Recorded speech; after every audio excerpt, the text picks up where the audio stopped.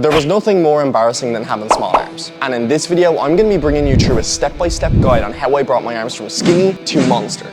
If you're looking to fill out your t-shirt, this is definitely the video for you. So let's get on to the first point. Now, number one is a lot of people think that you can grow your arms only by doing pull movements or back in other case. Yes, our biceps do get worked when doing things like lat pull down, pull up or cable row, but this indirectly is not going to grow your biceps, and we do need to include some isolation in this. We have seen plenty of studies that we can grow our biceps by only doing pull and back movements, but here's the thing. That's when a lot of people are left with big chest, big back and skinny arms. It's because we did not give them the isolation that they need, just like we did for our back and chest. I would definitely recommend continuing doing your pull movements as well as obviously your other bicep movements, but here is how you train them in specifically.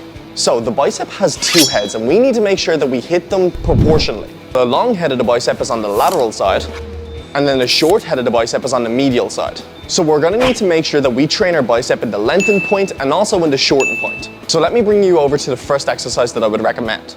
So the first exercise is going to be over here on the cable machine. Now we need to find a cable that are actually close together, otherwise this won't necessarily align with the muscle fibers. By the way, if you don't have access to a cable, we will implement the ones that we can do from home as well. So with this exercise, we're going to simply set it up by putting the cables all the way at the bottom. We're going to grab two D handles and put one on each side, and let's get up into position.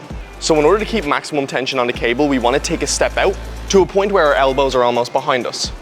And we want to lock our elbows in here. From this point, when our elbows are locked into our lats, we can start to drive our wrist up towards our front delt. And from here, we're going to really slowly control it back down to a point where you can feel that bicep stretching. And I want you to really focus on mind muscle connection here and drive it back up.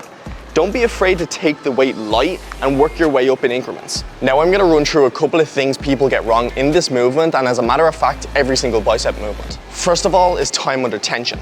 Now see, time under tension is key when you're looking to grow muscle, and you need to take control of that. If you were just flying through the movement as fast as possible, you're not going to get the growth that you want. And studies have shown that when we take time under tension in the negative portion, it's the best way for growing muscle and putting tension on the muscle and breaking down the muscle fibers. So the point of time under tension with the bicep is when the weight is going towards the ground where gravity takes over. And I promise you, if you slowly control this down and take 3 to 4 seconds on the way down, you're gonna get a massive bicep pump. Number two that everybody gets wrong is range of motion. If you're not taking full advantage of range of motion, you're basically throwing all your bicep growth out the window. So with biceps, what our main focus is fully lengthening the bicep out. And this is going to look when your arm is fully down. And you're gonna wanna make sure your arm is fully straight, otherwise your bicep isn't fully lengthened. If you know anything about science, if you wanna grow muscle, it's so important that we train the bicep in the concentric and also the eccentric, which in layman terms is fully opening the bicep and fully closing the bicep. So with this range of motion, I'm going to get you to think about the idea of bringing your wrist to your front delt. That is when your bicep is fully closed and you can focus on really squeezing this right here. Contract for 1 to 2 seconds and you'll feel a major pump.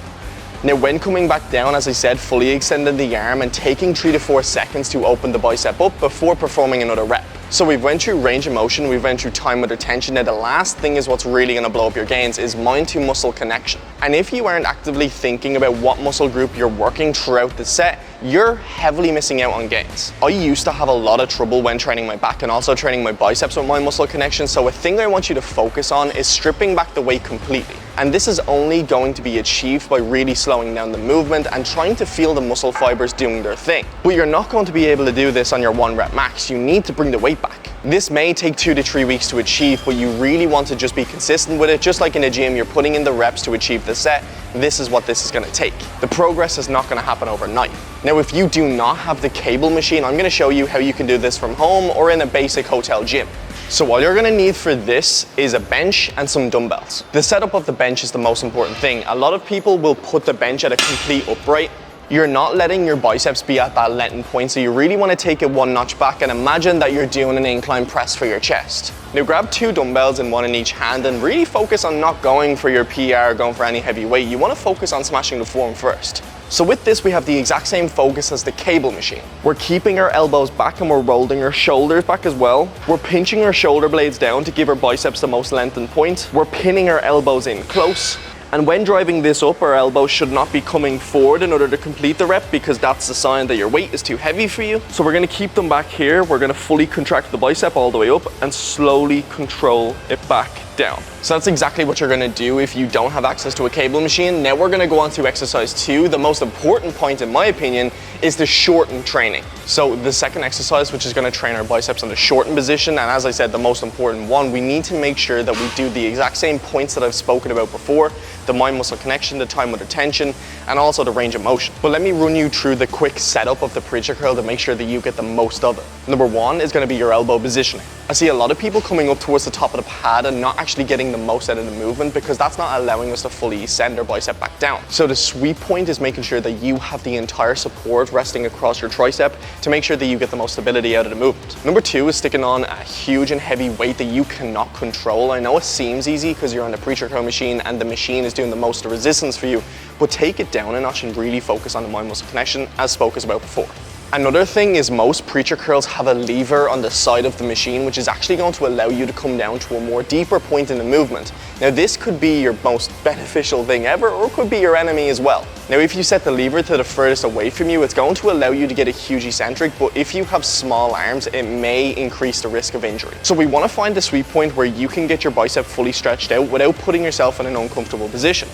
Another thing we have to focus on is hand positioning. If it's too far flared out, you're not going to get that contraction that you need in the shortened position. And if you have your hand positioning too close in, it's going to limit your eccentric.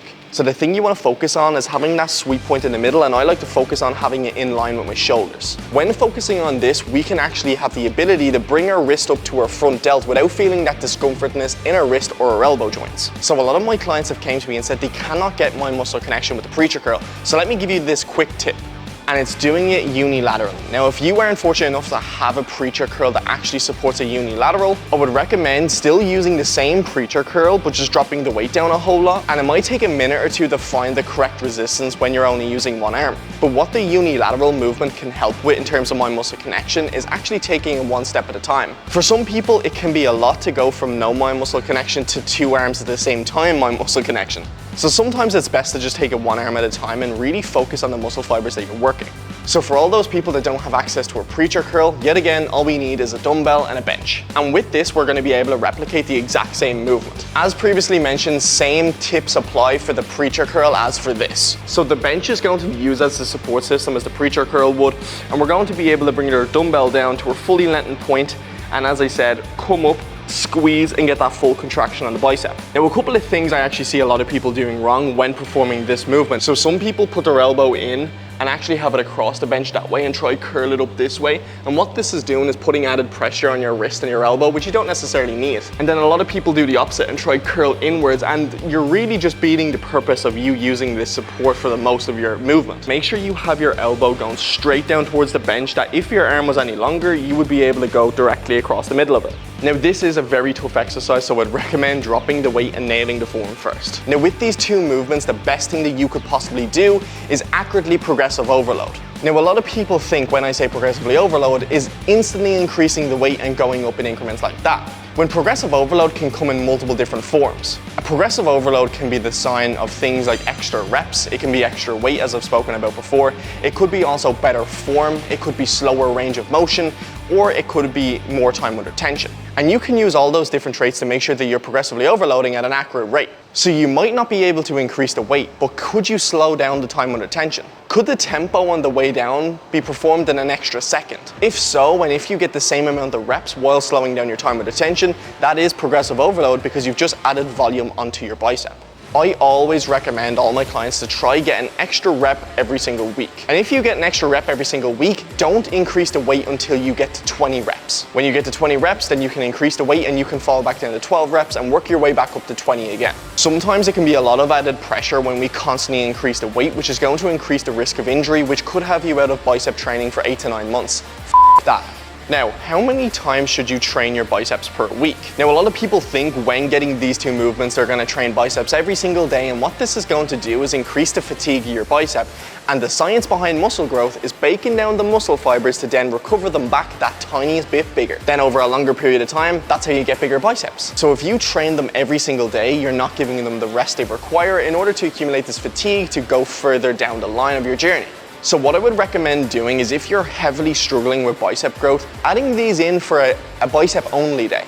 So you could train push, pull, legs, arms, for an example. Now, if your biceps aren't heavily lacking and they're just like all your other muscle groups and you want to grow them accurately and make sure that your arms aren't too big for the rest of your body, it's important that you can just train these secondary muscles what a bicep is, along with your primary muscle groups. So you could do back and arms, you could do chest and arms, whatever suits you. I would recommend training your biceps twice a week with a 2-day interval in between to make sure that you rest the most. Let's just take a 6-day workout for an example. You could do back and arms, you could do chest and shoulders, and you could just do leg day, and you could repeat that. That way your muscle groups are getting 2 days rest in between. Now, with that being said, that wraps up the day for how you can grow your biceps from skinny to muscular. And if this video did help you out, I'd recommend subscribing to the channel and liking this if it did give you the help that you required. I would recommend, in terms of your muscle growth journey, to watch this video next, and you can also hit a subscribe button really quickly up here, and I will see you all in the next one.